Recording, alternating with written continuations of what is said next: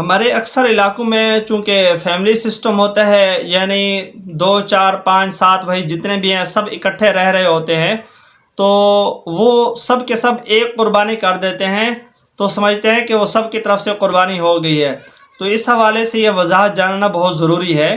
دیکھیں اچھا، بعض علاقوں میں یا بعض لوگ یہ بھی کرتے ہیں کہ ایک سال باپ کے نام کی ہے، تو دوسرے سال جو ہے نا وہ ماں کا نمبر یعنی بیوی کا نمبر کر دیا، اور پھر تیسرے سال جو ہے نا وہ اپنے بیٹوں میں سے کسی بڑے بیٹے کے نام کر دی۔ تو ایسا کرتے ہیں۔ دیکھیں جو صاحب نصاب ہوتا ہے نا، قربانی اس پہ لازمی ہوتی ہے، اس پہ واجب ہوتی ہے۔ باقی جو کرے گا تو وہ نفلی ہوگا، اس کی واجب ادا نہیں ہوگی۔ جو صاحب نصاب ہے اس پہ قربانی واجب ہوگی۔ اب اگر گھر میں 4 بھائی ہیں 5 بھائی اکٹھے رہ رہے ہیں، اور بڑا جو ہے نا وہ ایک بھائی ہے، یا بڑے والد صاحب ہیں، بزرگ ہیں، وہ سب کے سب آمدنی جو ہے نا وہ اپنے والد صاحب کو جمع کرواتے ہیں، اور وہ پھر اپنے جتنے بیٹے ہیں ان کو سب کو خرچہ دیتا ہے، اور گھر کے اندر بھی خرچ کرتا ہے۔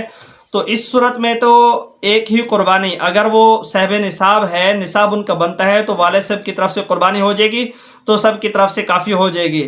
لیکن اگر بیٹوں کو الگ سے خرچہ ملتا ہے، یا وہ الگ سے خود اپنے جیب خرچی رکھتے ہیں، اور وہ ان کی جیب خرچی اتنی ہے کہ وہ ہوتے ہوتے نصاب کے برابر کو پہنچ گئی۔ اب نصاب کا جاننا بھی ضروری ہے کہ 52.5 تولے چاندی کی اس وقت کا جو ریٹ ہے، قیمت ہے، وہ تقریباً 1,40,42,000 یا 1.5 لاکھ تقریباً اتنی ہے۔ اگر اتنی رقم کسی کے پاس ہے تو اس پر قربانی واجب ہے۔ اگر اتنا نصاب ان کے پاس ہے، اس نصاب کی مقدار کو ان کی رقم پہنچتی ہے، تو ان پر قربانی الگ سے کرنا واجب ہوگا۔